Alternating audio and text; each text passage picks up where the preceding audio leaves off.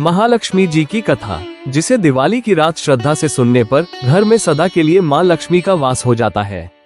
आइए मन को शांत करें, दीपक जलाएं और सुने माँ लक्ष्मी की वो पावन कथा जो हर हृदय में समृद्धि और भक्ति का दीप जलाती है।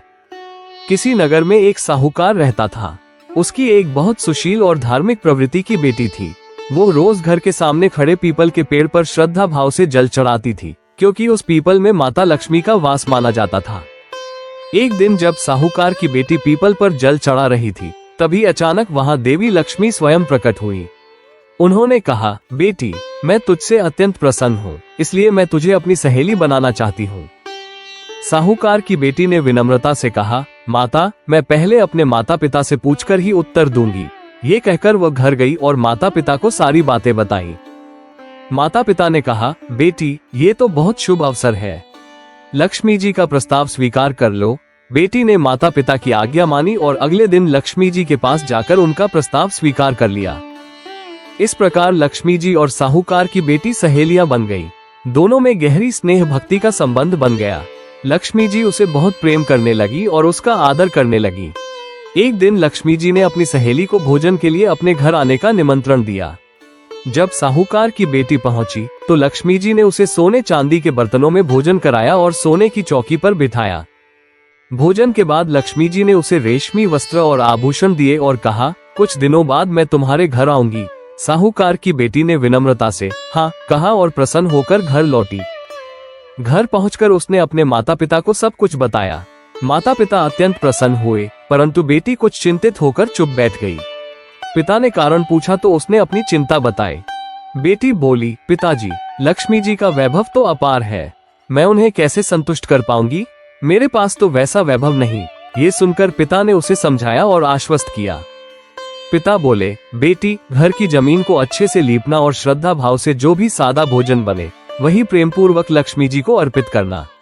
सच्चे भाव से किया गया स्वागत ही सबसे बड़ा पूजन है।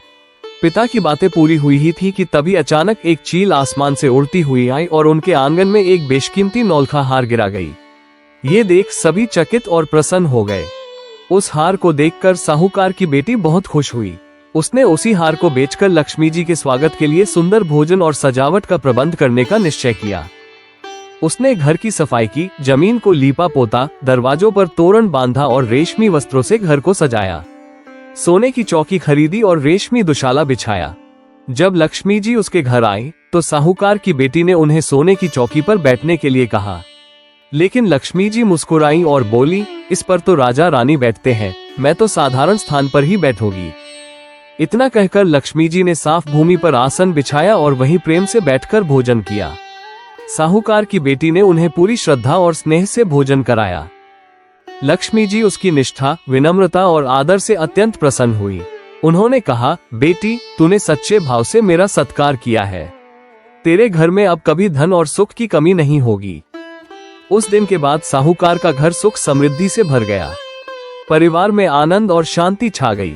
लक्ष्मी जी ने उन पर अपनी असीम कृपा बरसाई।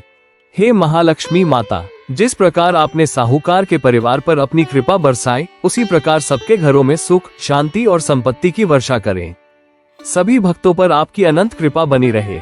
आज इस पावन दिवाली पर हम सब माँ लक्ष्मी से यही प्रार्थना करें, हे माता, हमारे घर में सदैव आपकी कृपा बनी रहे, हमारे मन में सच्चा भाव और हमारे कर्मों में सच्चाई बनी रहे।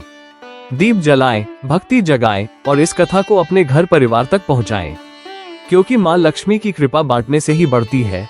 अगर आपको ये कथा पसंद आई हो तो इसे लाइक, शेयर करें और हमारे भक्ति चैनल को सब्सक्राइब करें, ताकि माँ लक्ष्मी की कृपा आपके जीवन में निरंतर बनी रहे। जय माँ लक्ष्मी, जय धन की अधिष्ठात्री देवी।